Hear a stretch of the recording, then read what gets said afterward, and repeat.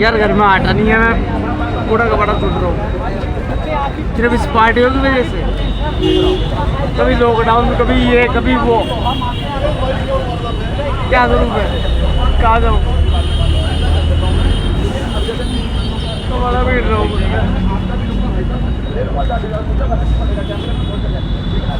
जय हिंद, जय भारत। और आप देख रहे हैं मेरे साथ सीसीएन न्यूज़ 24 चैनल। मैं हूं आपके साथ दिनेश गर्ग जैन, वही कड़वे सवालों वाला। दर्शकों, सही मायने में हमारे ना लोकतंत्र के 4 स्तंभ हैं: विधानसभा, लोकपालिका, न्यायपालिका और मीडिया। और जब ये स्तंभ अपने हिसाब से ईमानदारी से काम नहीं करते, तब सही मायने में इस तरह का भ्रष्टाचार बढ़ता है और सत्ता में बैठी हुई सरकार भी भ्रष्टाचार करती है। दूसरी बात, जब पत्रकार बिक जाता है और जनता सो जाती है और विपक्ष कमज़ोर हो जाता है, तब भी देश बर्बाद होने में ये तीनों का महत्वपूर्ण रोल रहता है। और हम लोग क्या करते हैं, मीडिया वाले बड़े बड़े नेताजी के पास चले जाएंगे, बड़ी सेलिब्रिटी के पास चले जाएंगे, और वहाँ से क्योंकि खर्चा मिलता है। और इस वजह से आम आदमी अपनी समस्या को रोए तो रोए कहाँ। और उन चीज़ों को दिखाने के लिए प्रयास करता हूँ, आप लोगों के क्षेत्र के बीच में रहता हूँ और उम्मीद करता हूँ, हमेशा प्रयास में रहता हूँ कि क्या नाम है, एक आम आदमी से जुड़ूं और आम आदमी की समस्या को सरकार तक पहुँचाऊँ। पत्रकारिता 2 तरह की होती है दोस्तों, थोड़ी सी बात मैं अपनी जरूर रखूँगा भाई। 2 तरह के, पहला कि सरकार ने क्या कहा है वो इस जनता को बता दे, दूसरा जो ये जनता क्या चाहती है वो सरकार तक पहुँचा दे। तो मेरी उम्मीद रहती है, मेरी कोशिश रहती है कि ये जनता क्या चाहती है वो सरकार तक पहुँचाया जाए, बजाय कि सरकार क्या कहती है वो जनता तक पहुँचाया जाए।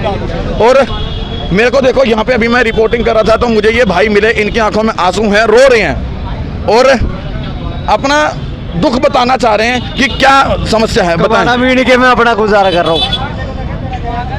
जिस टाइम पे उन्होंने लॉकडाउन लगाया था वो दिन है और आज का दिन है, मेरे को नौकरी नहीं मिली।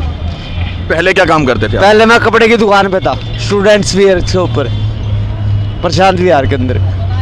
बहुत बढ़िया काम कर रहा था, अपने 10,000 रुपये महीने की इनकम आती थी। और आज ने मैं 10 रुपये नहीं कमा पाता शाम तक। कैसे बताओ और क्या बताओ। कहाँ रहते हो? C8 सुल्तानपुरी। पहले कितने तनख्वाह कितनी मिलती थी पहले? 10,000 रुपये। अब तो मैं 100 रुपये भी कमा लूँ तो बहुत है मेरे लिए, लेकिन 100 भी नहीं हो पाते मेरे तो। घर में बच्चे? बस भी बच्चे खत्म हो गए, माँ बाप है वो भी जाने को तैयार बैठे हुए। सरकार तो कहते हैं हम लोग पूरी सुविधाएं देते हैं आप लोगों को। हाँ, सारी सुविधाएं मिल रही है हमारे को। क्या नहीं मिल पा रहा? कुछ भी नहीं मिल रहा हमें तो। हमारे तो मीटर भी है ना इतना तगड़ा, वो भेजते हैं बिल बना के, 500-600 रुपये का बिल भेज देते हैं। और कहते हैं कि नहीं भाई 0% कर रखी दिल्ली हमने। कौन सी दिल्ली 0% कर रखी है? मैं अपना एड्रेस देता हूँ आपको, C8 466 सुल्तानपुरी, दिल्ली में ही रहता हूँ मैं। कितने पढ़े हो? 10th कर रखी है मैंने। देखो वाकई कितनी विडंबना है। आई एम नॉट ए, क्या बोलते हो, फेलियर। मैंने बहुत कोशिश करी है जीतने की, लेकिन मैं जीत नहीं पा रहा।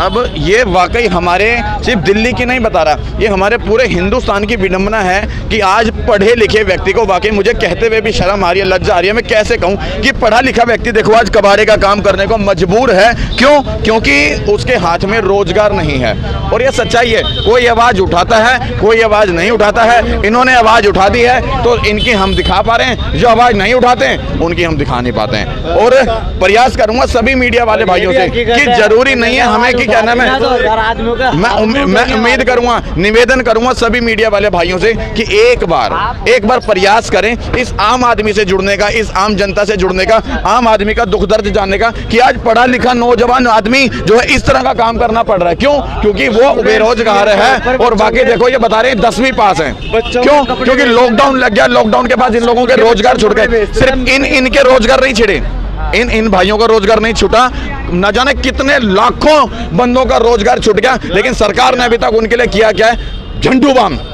क्यों? सरकार ने अभी तक एक बार भी ये नहीं देखा कि जिन लोगों का रोजगार छूटा था उनके लिए क्या करना है। सिर्फ ये देखा बड़े बड़े अरबपति खरबपति लोगों का जिनका रोजगार छूटा था उनको साला लोन दिलवा दिया बैंक से, सरकार से।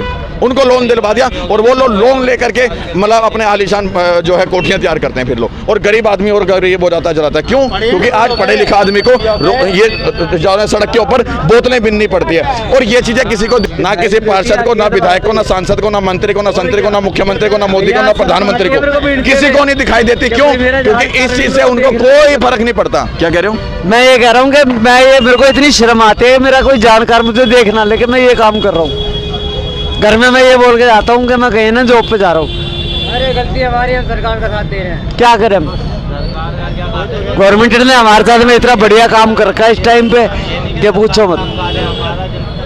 ये चीज़ों को दिखाने का मतलब दिखानी चाहिए सही मायने में तो।